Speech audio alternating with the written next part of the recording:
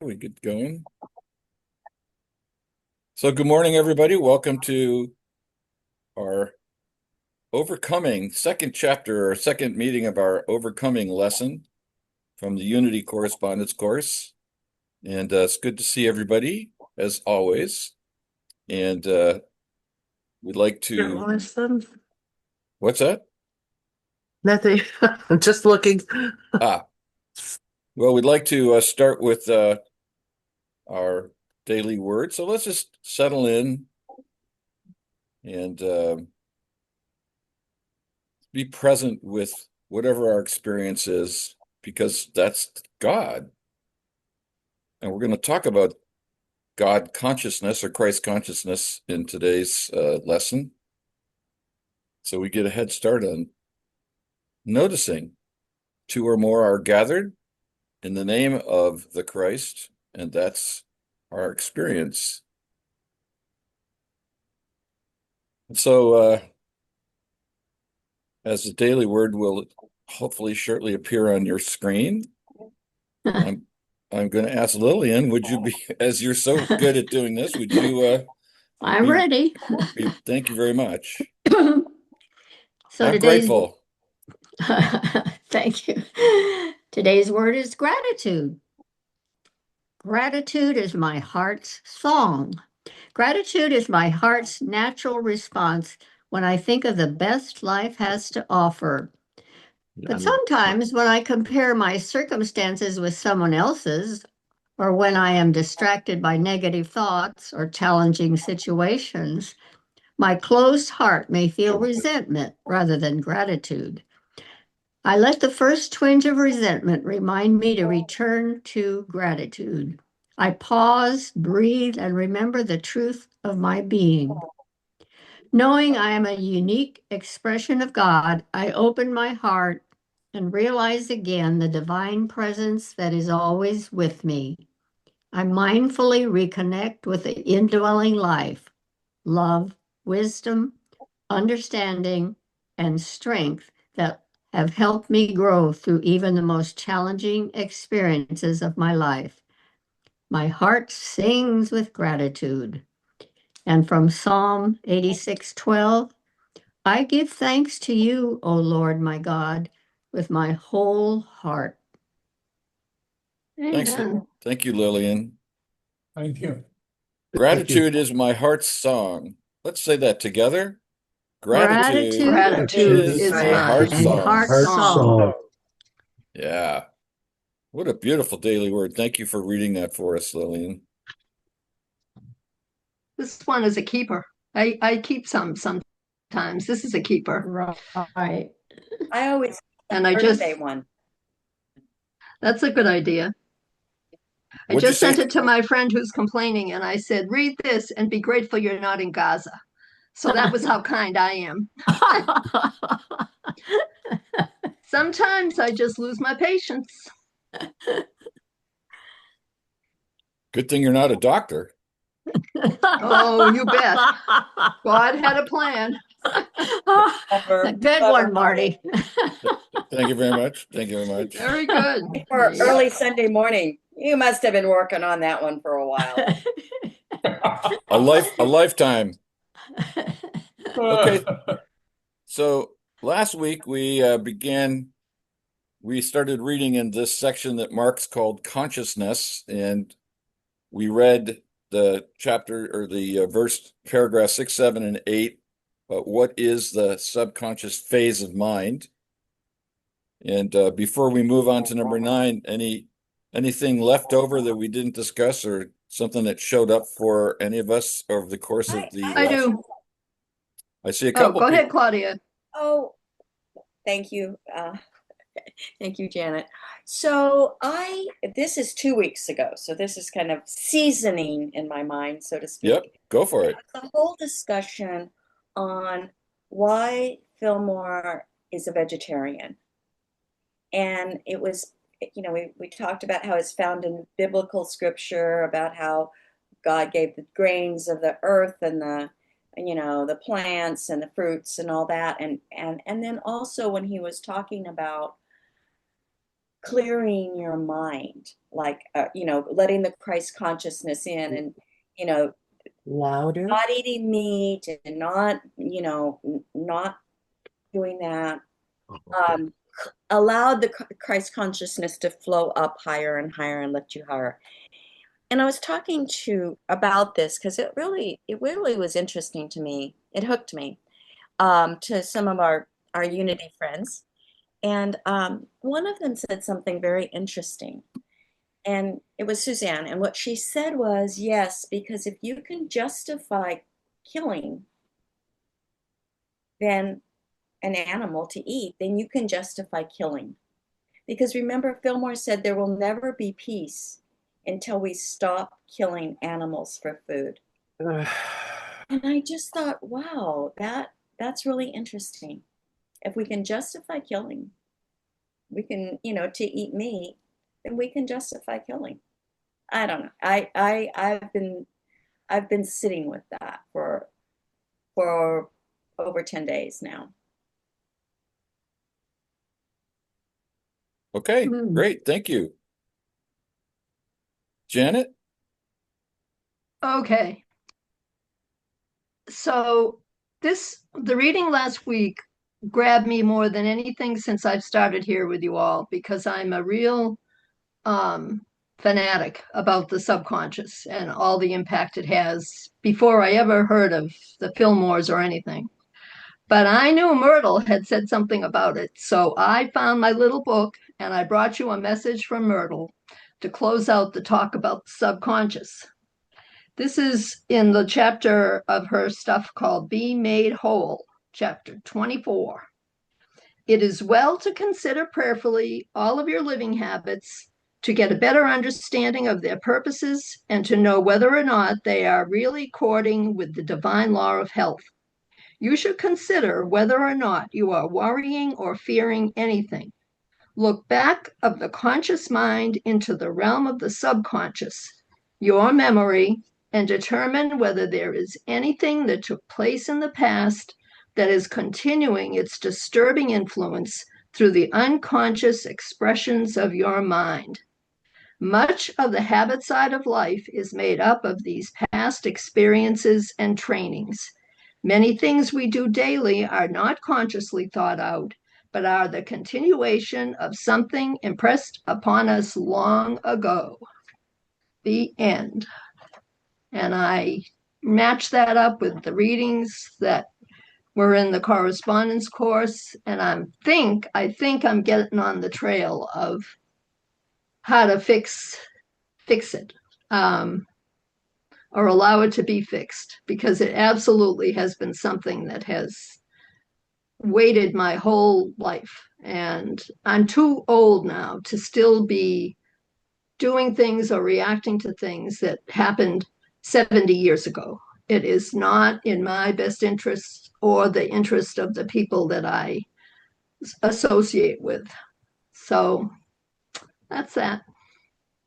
Thank you. Thanks for digging that out. And I think we'll find that the next paragraph coheres with what you just read. Yes, Leo.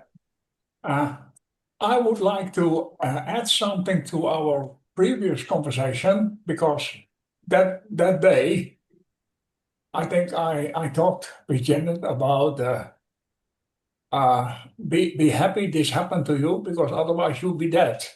And the next day, I found out something, and that it says in the Bible somewhere that when Jesus was born, and not long afterward, Joseph, Mary, and Jesus had to fled into Egypt because they would be persecuted.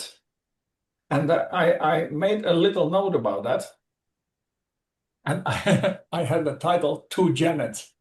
And I had several occasions where I wanted to talk with you about it, Janet, but I thought I'd wait for this session. And I say, to escape Herod, we flee into Egypt, into the captivity of the Pharaoh, for protection against an even worse enemy. Herod, a foreigner, rules over Israel, killing the newborn. That means to escape things, we go into the Egypt. That means we yield. We yield. And there's a guy, Tim Fletcher, that talks a lot about it, and he calls it reform because it adds to the F's that are already talked about: fight, flight, freeze. And he and another guy said there is now form too. And I think the English verb for that is yielding. So you go with the flow, otherwise bad things happen to you. Later, when we are more self-sufficient, we can go out of Egypt, out of that self-imposed imprisonment, and then that's where we are right now. And I would propose another F, and that is fake. Sometimes you have to fake so that you not openly oppose the current ideas. Stay under the radar, you would call that. So that is what I wanted to add to our previous conversation. Thank you. Thank you. Is that related to fake it to make it? No. Okay. That's not what I mean. If you, for instance, someone says it's very dangerous to do this or that, and you know in your heart it's not dangerous at all if you have if you look at things from a certain perspective. Now you can oppose that idea because there is a moment for learning, right? But you sense hostility. You say, no, today is not the day that I'm going to oppose to this idea. So you seemingly agree. And the only thing you do is keep silent. So you're So talking, you're actually talking about what we might call discernment. Yes, it is discernment about, can I change it? I know it or doesn't can I start not with change it? F, so I get to fake it. Oh, yeah, that is why I said make it an F. Thank you, Marty. Okay, cool. Anybody else?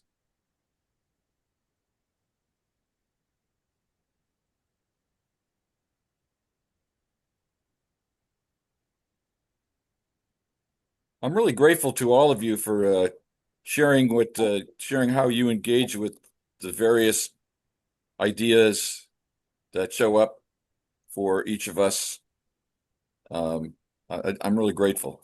So that's how I learn. So let's then, if there's nothing else, let's move to the text. And we are on paragraph 9. Who would be willing to read that? I will. Okay, thank you. Why is it important for the overcomer to understand the functioning of the subconscious phase of mind? It is clear that the character of the subconscious phase of mind depends upon past and the present thinking. Controlled, constructive thinking in the conscious phase of mind builds right states in the subconscious phase of mind. Uncontrolled, random, and erroneous thinking in the conscious phase of mind builds untrue states in the subconscious phase of mind. Untrue states have been built into the subconscious phase of mind. It has no choice but to act according to these established states. This is the reason why we sometimes spontaneously think, speak, and act adversely. Okay. Thoughts? Can you repeat that? It is clear.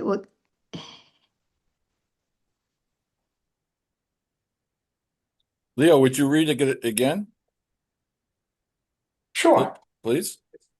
Or it is clear that the character of the subconscious phase of mind depends on past and the present thinking. Okay, stop. Let's just control. let Leo, let's take this one sentence at a time. All right. All right, so anybody have any issue with that sentence? Character. I'm still reading it. The only part of it that I took issue with a lot of it, but the if the present thinking is influencing my subconscious, but my subconscious is feeding my present thinking, then I feel like the only way out is a miracle, because it's like a circular pattern in the brain or the mind or the spirit that is working against itself. Okay. Some of I the have an things, idea. I have an idea about that, Janet. That is, when we reincarnate in this life, we get handed out a package, a mold, if you want, and during your whole lifetime, you are just exploring all the possibilities of the vessel that you have been handed out. And it has so many possibilities. That's an amazing story. And that is what I would call the Mother God. And that is the cumulated knowledge of the race. That is being handed out when you are born. That's where you're born into. And then while you grow up, you run a trace in that mold. And the more you travel, the more you're starting to expose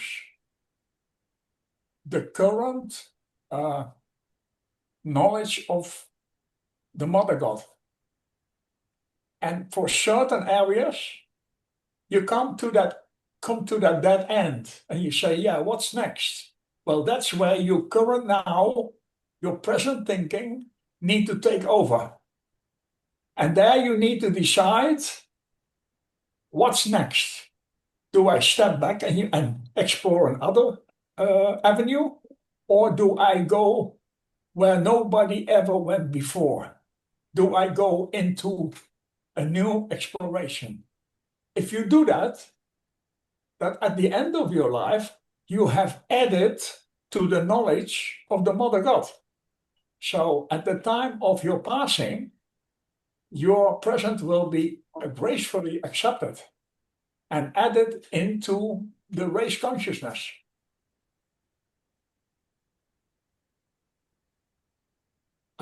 For me, that's I like it. I wish I could explain everything about the Mother God. I have not enough time left to do it all. Well, maybe that's not true. No, well, Based on what you just said, it may not be true. all right. So, Lillian,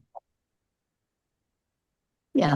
are we okay with it? Yeah. I mean, is Having it read it 3 times or 4 now, I can see what they're getting at. okay?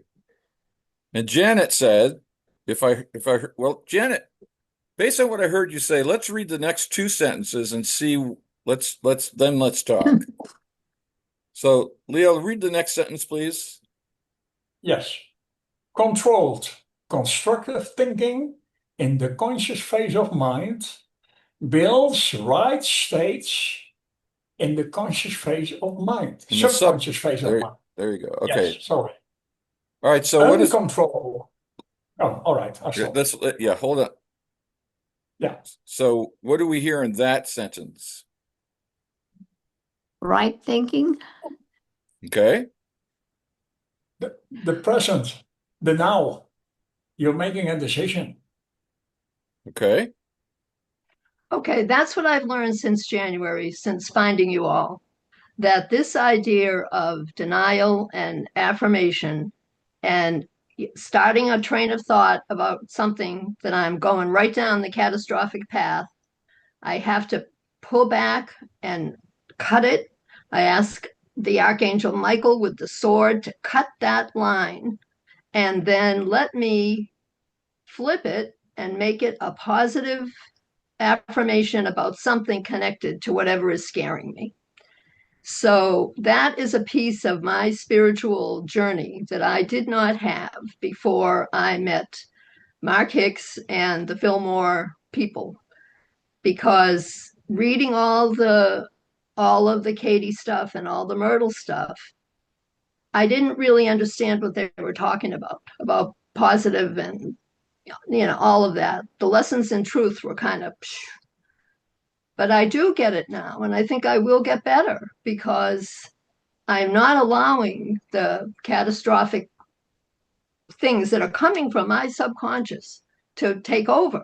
I'm letting my spiritual hierarchy up there help me not not react to it, not do what this says. That's why these last week's readings were so important to me, because I thought this number 9, well, this is the answer. You cannot keep adding to the storehouse of catastrophic thinking, and it's a one day at a time thing.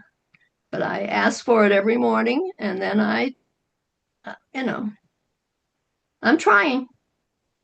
It's So what I constant. heard you say is that you are controlling your constructive thinking which is conscious, whether you're asking Michael the Archangel to the flaming sword to cut whatever, however you put that was great. But that's controlled constructive thinking as I hear it. And then that builds right states in the subconscious mind. So why is that? Because the subconscious mind hears everything that goes on and records it. So everything that we say an affirmation, I choose to affirm, Jesus Christ is here now, lifting me to his consciousness. That's information, not just in my conscious phase of mind, but my subconscious is also hearing it and responding to it.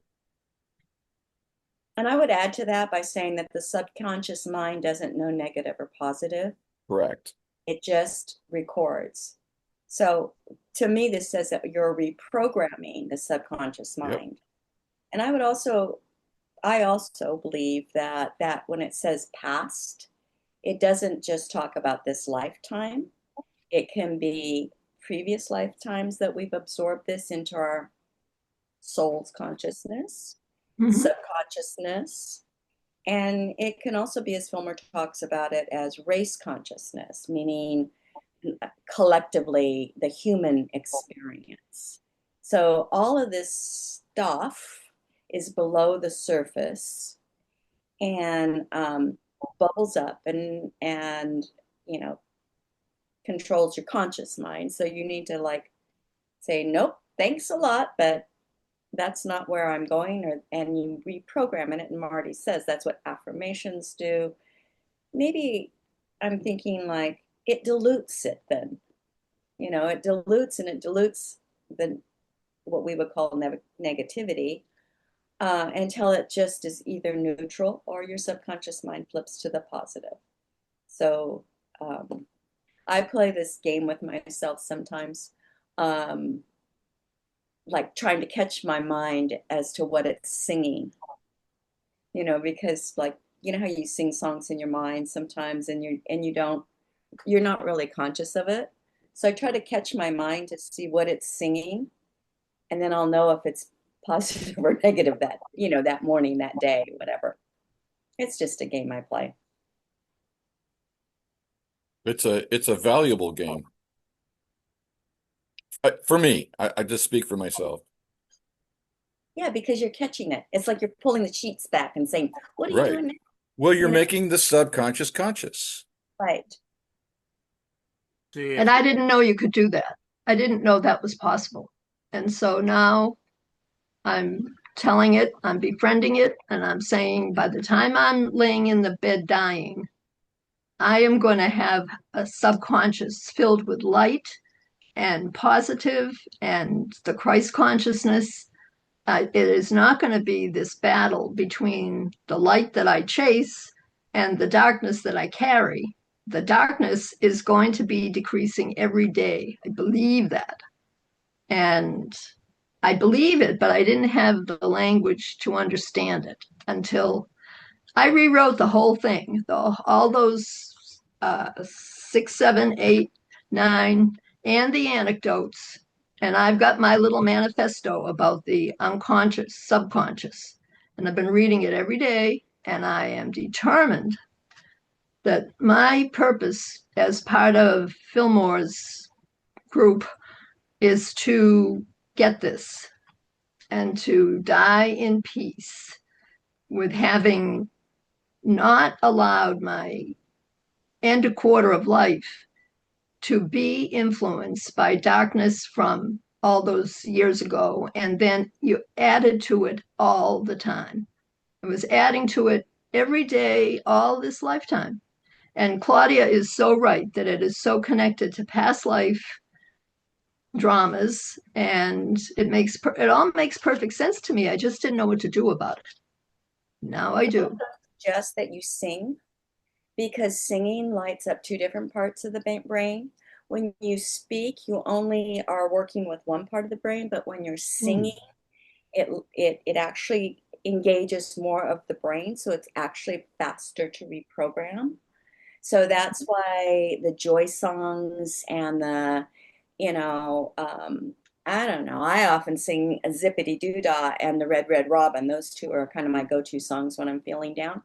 But there's a lot of unity joy songs that you could sing.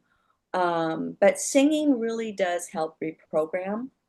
Well, you know what God sent me this week, which I thought was astounding. I was crying as it happened. I watched reruns of Touched by an Angel, which was that TV show years ago. This was the episode where they had hired the Mormon Tabernacle Choir to come in for some purpose. And those people all started marching in, singing the Battle Hymn of the Republic. And I just sat there, and it's gone through my head so much this week, and I can picture them all. Because you know how movies and TV make things seem like more people and more stuff than it really is. But they kept cutting back to these lines of people singing, coming into this auditorium or whatever it was. And I thought, okay, I didn't know what you just said about singing really being a positive thing, but I do know that being, at the right place at the right time to see that has really impacted me this week. And I feel so much more positive in general, that this is it's not a closed case. And I think the more seniors that we can help somehow get on the bus of stop feeling their life was a dismal failure and have hope for the future and for their senior years is really important to talk about. So I've never tried singing, but I will try now. Wasn't singing, I was listening, but I'm going to try. Well, there's, medical science is catching up with, metaphysics. And that's the whole premise of music therapy, and why they take music therapy into nursing homes and, sing the songs of people's youth, the upbeat songs, because it takes you to another part of your brain. Wow. The brain is absolutely fascinating, and I don't understand completely how it works with the subconscious mind, but they're different, but they're overlapping. And the conscious. Let me see if you can hear me now. It looks like you can. Yep. Into all of this, I recall in Sunday school at Unity, and somebody said something about thoughts are things. And just think about that for a moment. And let me add to that. I was reading a book called Think and Grow Rich, and in chapter 5 in there, one of the things that have always puzzled me was why we keep saying the same. We have affirmations and we keep saying them over and over again. And what I got out of that is the fact that when we say something, keep repeating something, the more we repeat it, pretty soon the brain begins to believe it. And once the brain begins to believe it, then it begins to be part of our body and our consciousness. So if we're praying for health or we have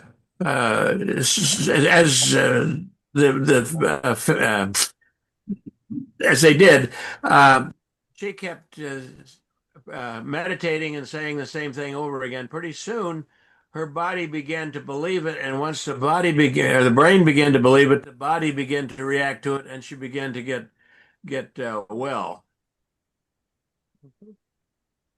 Absolutely. And the affirmation goes to the positive, not the negative. It doesn't mention the lack. It affirms the positive. And that's because the conscious mind has made the choice to apply that positive affirmation. In the present. Yeah. I was also just thinking, Claudia, when you were and Janet, when you were dialoguing about the singing, I was thinking about how and I bet it's true of everyone, is that I have a magnificent jukebox in my subconscious. And you can just start humming any song that's in my jukebox and I can pick it up right away. Or I can hear, it's like I have the entire Beatles discography is in my subconscious. I have the Rolling Stones, I have Beethoven, I have Bach, I have Mozart. I mean, there's an incredible amount of music in my subconscious. And there's something about the nature of the subconscious, about how it holds those energies, those psychic energies, we could call that, thinking, music. They have a form that's different in the subconscious, I believe, than they are once they become conscious. Kind of like the Schrodinger's cat conundrum. Does everyone here listen to music in their home or go to listen to music? Yeah. Well, there's people who love to listen to music and who have music on all the time in their home. I'm not one of them. I would Me probably either. have a podcast or have an audio book read to me Right. if I'm, or the radio onto talk radio, then have music. But music distracts me in a not a good way. Even positive audiophile. He loves music. I know that about Marty because of the music he chooses and chose when he was platforming and ministering to us. And Suzanne is another person who loves to have music on. It just distracts the hell out of me, and I Well, I'm cannot. glad to hear that because I've never ever been. I like silence, and clearly silence hasn't maybe done me much good. Maybe I need to start listening to music. So I'll need to talk to Marty about what to listen to. Well, would you be willing Because- to would you be willing to consider the silence is the mother of the music? Oh, I'd like to think that, but I don't know if it works. Then will silence?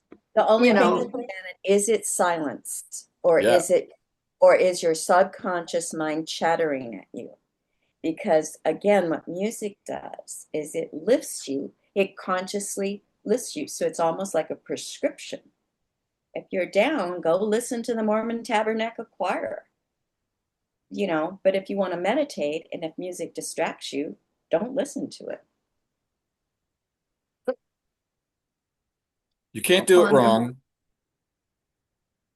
Can I break a lance, say in Dutch, for Singing Beautiful song? Because ever since I use that, it kind of, when I am in a situation, it kind of filters what is going to happen next.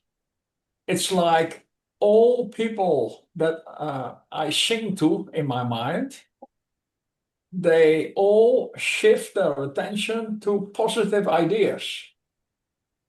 So I was very lucky to find that out. And I'm sure, Marty, that there is a lot of classic music and Strawberry Fields Forever, the Beatles. Amazing song, great text.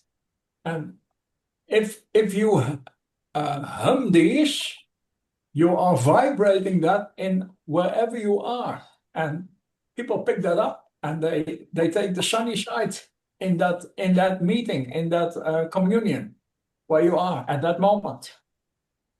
Well, that's Thank you. why I ended all of the classes that you guys came to with music to demonstrate that thought alone is that's part of the thesis of this lesson these lessons is thought alone will not get us to the experience of the presence of God. I mean, what's ironic is once we actually recognize the presence of God, then thought works. But until we actually have the experience, doesn't work. Leo, would you pick up? Let's finish this Yeah.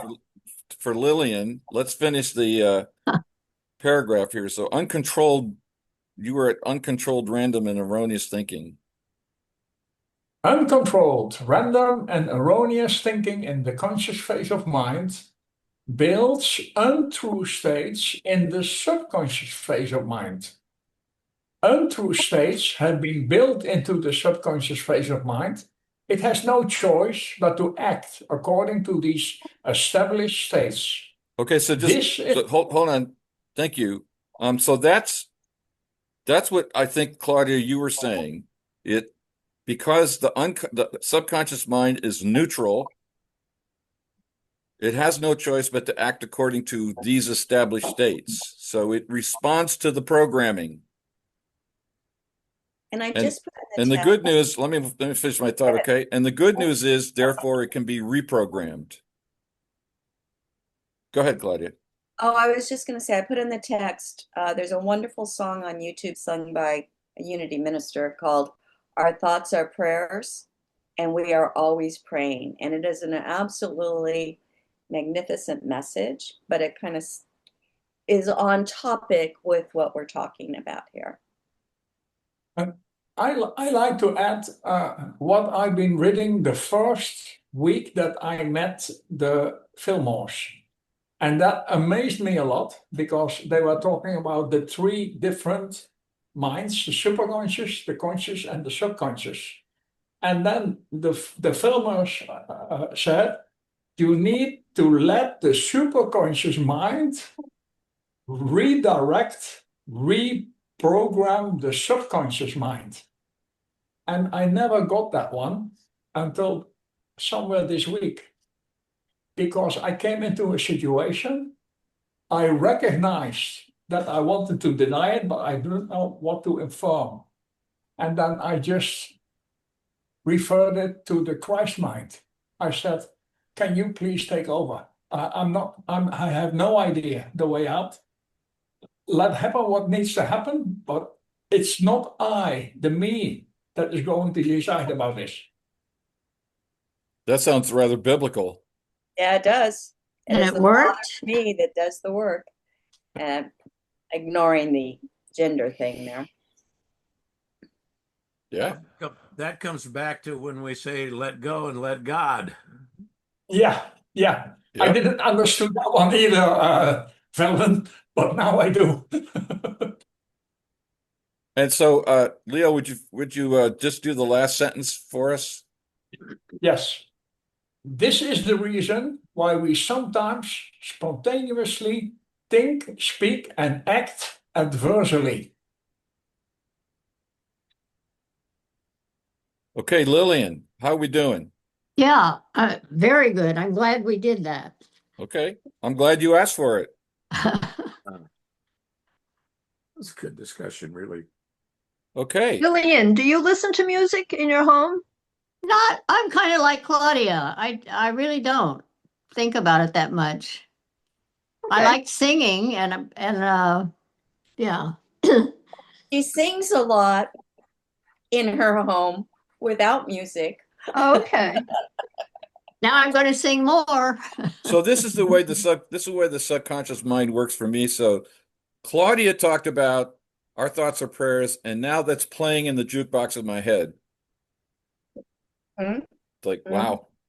And That's I'm why. not willing, I'm not consciously willing for that to happen. It's just you put the quarter in. And then you did what I just said that I often do, which is you tapped in to say, what's going on there? Yeah, Oh, it's playing that song, even though I'm here talking and, administering this meeting down in the yep, basement here. There's this, tune going on. yeah, So you can, when you recognize that you're low, this is what I do. When I recognize I'm low, I consciously try to program my song, so that exactly, it'll permeate to the subconscious. exactly. And Phil talked to us about what he likes to sing is joy, joy, joy, joy down in my heart. That's a good one. Yeah. So Janet, this I know that you like to roam around the Truth Unity website. So there is a sermon or an essay, I don't know which, in which Charles Fillmore talks about the role of music in developing consciousness, and you might go see if you can find that because Oh, I will. Fillmore Thank was you. pretty explicit about this. Interesting. I didn't know I that. will look for that. Yeah, yeah, This has because been like the way God works, that this whole week, things have been coming at me about music in different ways, in different forms. I didn't start the week. I was thinking about the subconscious. I was not thinking about music. But now that we're here on Sunday and I'm getting some real information about the purpose.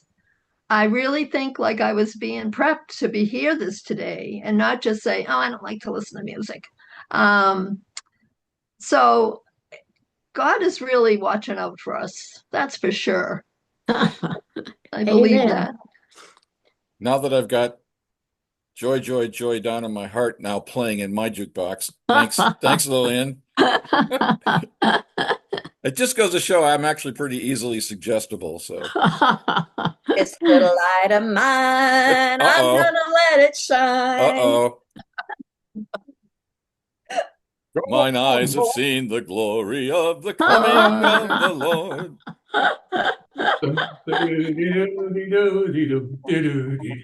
Exactly. And if Claudia breaks out in Red Rooster, I don't know what I'm going to do. But who would read number 10?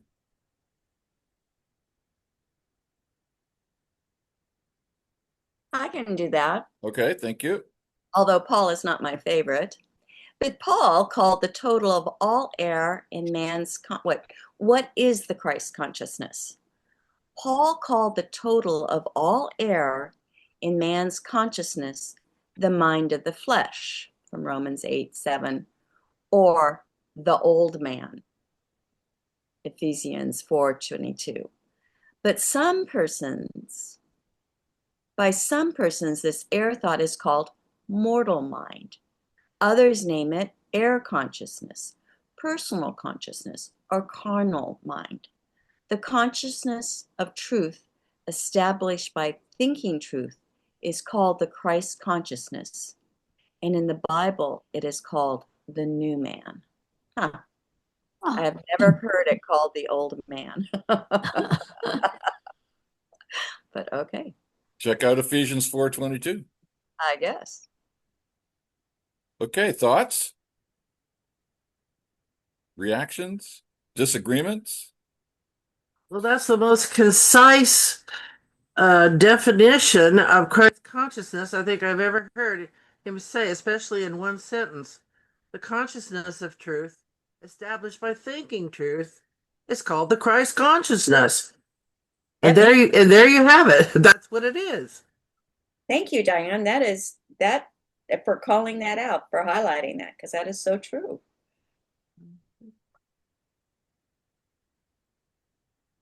And that can be, I don't, what'd you call it? Saint Michael, or that can be God, or that, it's just Christ consciousness. It's just the divine. See, I'm always waiting for the Christ consciousness to tell me if what I'm reading or thinking is the truth.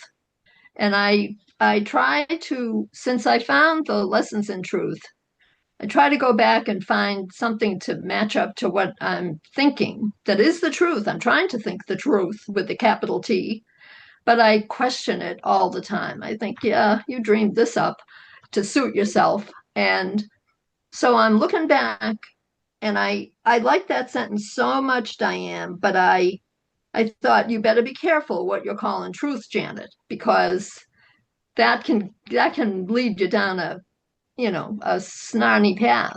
But that ego mind of yours really chatters at you, doesn't it? Oh, it's wicked, wicked. Um, It's not wicked. It's just your mortal mind doing what mortal minds are programmed to do. yeah, but What too you much. can do, what you can do, Janet, is call it relative truth. The Well, truth that you- I was gonna raise that question, Leo, because I think, as I'm listening to what you're saying, Janet, I'm thinking that it might be worth a little side conversation about the distinction between capital T truth and truth, things that are true. I don't think those are related. I don't think those are equivalences. And that, Say it again. Things that are true with a little t are yeah, not the same as big truth with it's a big truth T. with a, yeah. I think there's something else being reached at here. So But lessons you, in truth is all chapter after chapter of capital T statements, right? yeah. Her book is about, Yeah. So what is truth? So this is, Diane, you're impressed by the sentence, and that's cool. And that may be because you've been a true student your whole life. But if you know the somebody's, truth. but if somebody's coming to this for the first time and reads the consciousness of capital T truth, established by thinking capital T truth, it's called the Christ. Well, what is capital T truth? That's for you to discern and learn and understand. It's kind of our job on earth. I don't disagree. That's a useful observation. You have to know it for yourself. And I Okay, I'm going to go back to the guy I don't like, Paul, and say he said it in Corinthians. Is it kind? Is it is it is it love? Is it faith? Is it hope? Hope, faith, and love, but the greatest of these is love. It's love. So if it doesn't have the underpinnings and the ringing of true love, which is compassion, empathy, sympathy, kindness, then it's probably not true. Capital T true. Wow. Great. Thank you, Claudia. You're welcome. Is that helpful, Janet? Oh, every word is helpful. Nobody wastes one little word on me because it is all helpful. I do ponder and I do think more about what I've written down that you said, but then, and I've heard this before, that what Diane just said about you have your own body of truth, what is true for yourself. And that has kind of scared me to think, I don't know, I want someone to tell me. And you've said it to me, Yeah. Marty. I'll say something and you'll say, well, what do you think? Or what do you feel? And I'll think, that doesn't matter. I want to know what's right. So it's it's a new way for me to be thinking about anything. And I think I'm guessing it goes back to Catholic training for 12 years as a child and being told what was true and what wasn't, and what you were committing a sin if you didn't believe it was true and do it. There was a lot of real solid, like, sureness in my childhood training spiritually. Nobody was leaving any room for doubt. And I think that maybe is part of what coming up from my unconscious telling me, oh, be careful now, Janet. That's risky territory. But Well, the Western monotheism, not just Christianity, but Judaism and Islam, promote duality. They promote God and me as separate items. mhm. And the mystical strain of all three of these religions says the exact opposite. The Mhm. Father and I are one. There's only God. And that's the training that I think you're referring to. It's not just Catholic. It's Western. I mean, it's also Eastern, but the Eastern faiths approach this differently. But we we have this challenge to we what I love about unity and the metaphysical Bible interpretation is that it assumes, this is capital T truth for me, it assumes that there's only God. Mhm. And then And if there's there's only love. God, then that changes the way I look at and understand and appreciate everything in my life, both inside and outside.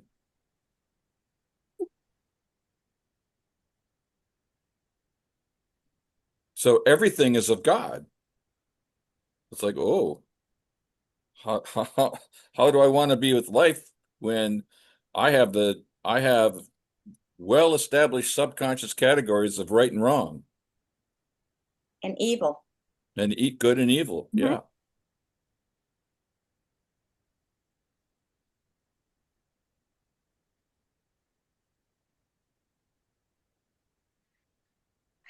And Claudia's, I agree with you. You're onto something when you point out the depth or the all pervading reality of love, which is God. God is love, as the cliche goes. And As the truth goes. yeah. And then our minds, our conscious minds, which are trained not to believe that, that's where our work is. So when you read something like Jesus says, love your enemies, that starts to mean something different. And I think it goes back to that statement of, you often say, well, you know, I love you, but I don't love your actions. You can love someone who you have a very difficult time with. You can love that Christ in them, that namaste, that, I salute the soul in you. But you don't necessarily have to like what they do. You don't have to like how they show up in the conscious world, but you still have to recognize Let that's me not. add my However, two you still cents have worth. to recognize, it's good to recognize that they are Christ consciousness too. Belden? Just Yeah, I want to add my 2 cents worth here for Janet. We all say uh, everything is in divine order. And Janet, I'm going to suggest that you stop and think about every time something happens in your day that it goes just the way you'd like it to go. Stop and think about that being in divine order. And I think when we all do that, things happen in our lives that are evidence of that. And I'm thinking Diane and I are trying to get across the street in France on our Viking trip. And we get up, we had just come one direction and got through just no problem at all. But on the way back, we suddenly find the passageway is blocked with a big truck and we can't get in. I said to Diana, I said, well, let me go up to the corner of the crosswalk and check and see what I can see. And as I get up to the crosswalk, who shows up but 3 policemen on the other side of the street going to cross the crosswalk. And so when they get over, I tell them, I said, we came through this direction and we can't get through now. And they said, oh, well, just a minute. And they turn around, they go back across the street, talk to the guys over there. One of the guys comes out and says, come on, I'll show you through. And if that wasn't divine order, I don't know what is. I love that story. I love it. Yes. And if I could just live in a faithful sureness that every part of every day is going to unfold and it'll all work out, I think I would really lighten up and be perhaps more physically healthy. That maybe some of the issues are happening just because I am too scared for my own good about what could happen and too Oh. smart because I can figure out any number of bad outcomes. Oh my gosh, no wonder. I know. So that's why I'm really trying. Thoughts are And things. You know, I know. Well, I was Janet, you need to every time something really good happens in your day, you need to think about that. You need to look at that and say, "Oh, well, that really worked out well. That's divine order."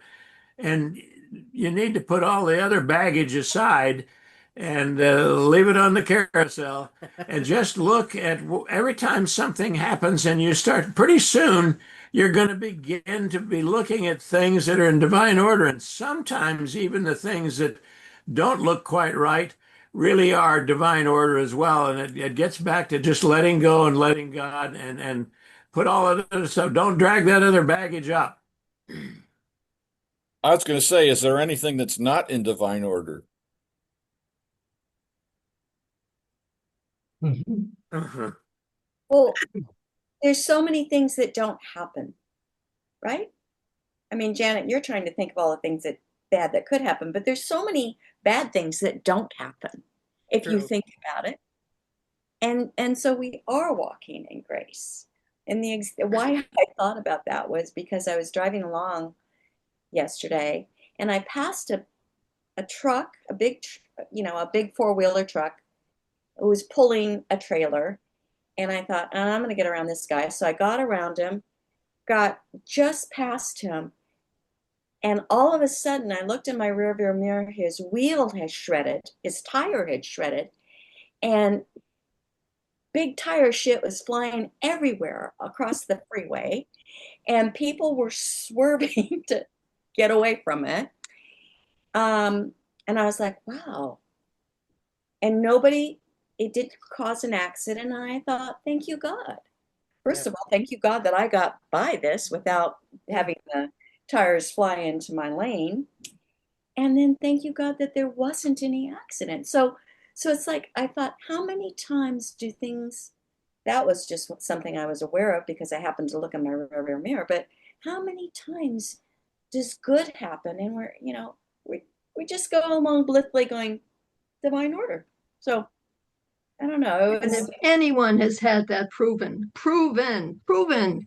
my lifetime, my story, my situations, it's all over the place. And I understand it. I write about it. I talk about it. I understand it. But it does seem, since I've been here with you, that there's something underneath what I say that is believing something else. And that's the part why it struck me about the subconscious last week.